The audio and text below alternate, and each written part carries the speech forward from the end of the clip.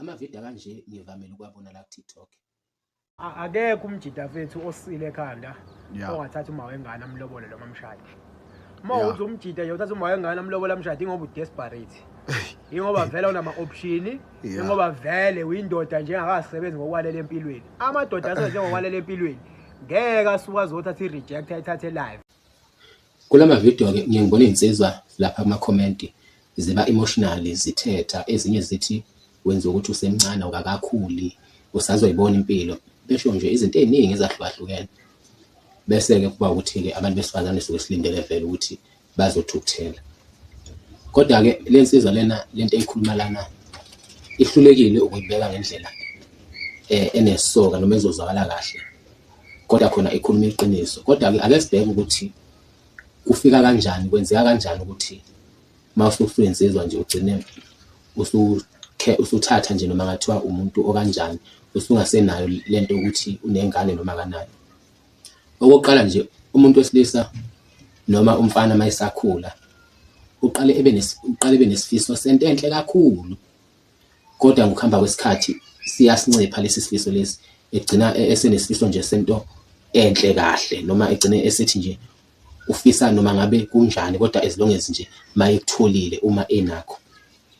Okokuqala akekho umfana ezithi isuka ebe efisa ukuganwa umuntu wesifazane onengane. Akekho umuntu ezithi isuka ebe naleso sifiso.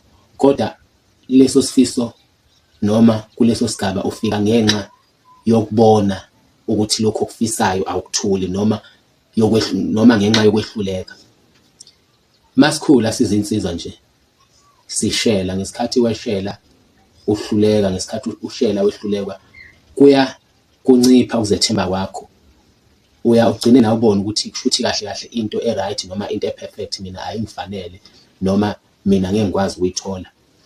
Kuhambe ugcina usuzama-ke lokhu-ke okungekho perfect noma lokhu okukahle nje. Nakhona futhi uma kwenzeka ungakutholi ugcina ususesigabeni sokuthi-ke njengamanje awusenendaba nento e-perfect noma nento e-right, kodwa usulwela ukuthi uma kwenzekile wakuthola waba nakho. Kungamanga ukuthi mawusuke uthi awumfisi umuntu onengane noma ufisa ukuganwa umuntu onengane, kungamanga ukuthi usuke ungakakhuli.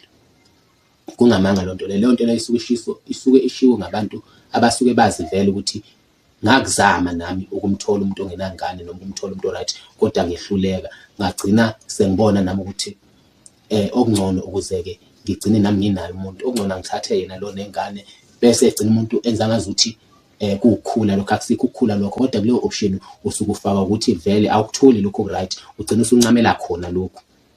Mina-ke insizwa isuke ikhuluma kanjeyana angiyigxeki, ngiyakithi ngiyayifisela ukuthi isifiso sayo sifezeke ngoba iy'nsizwa ey'ningi zilimele futhi zehlulekile iy'nsizwa ey'ningi.